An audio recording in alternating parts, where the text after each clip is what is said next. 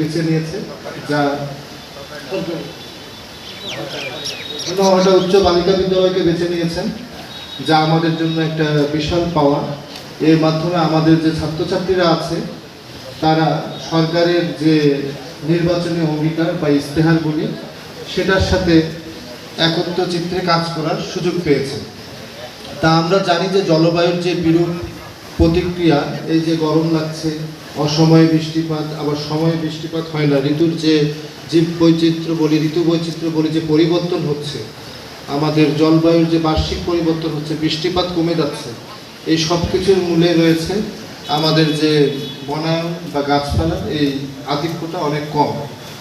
আমরা একটু চিন্তা করলেই দেখব যে রাজশাহীতে এবার অন্যান্য বারের তুলনায় অনেক কম বৃষ্টিপাত হয়েছে।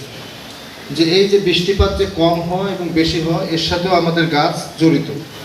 গাছ কি করে যে ট্রান্সপিরেশন, তোমরা যারা 9-10-এ আছো, তোমরা বায়োলজিতে পড়বো যে ট্রান্সপিরেশন প্রক্রিয়ায় জলীয় বাষ্প বাইরে ছেড়ে দেয়, এর মাধ্যমে এটা ক্লাউড সৃষ্টি করে এবং বৃষ্টিপাত তৈরি করে। যদি গাছপালার পরিমাণটাই না থাকে, প্রচ্ছেদন প্রক্রিয়া বলি যেটা আমরা, তাহলে সেই বৃষ্টিপাতের পরিমাণটা কমে যায়। আবার নিচের যে ভূগর্ভস্থ পানি, অর্থাৎ রাজশাহীতে আমরা জানি বরেন্দ্র এলাকায়, এখানে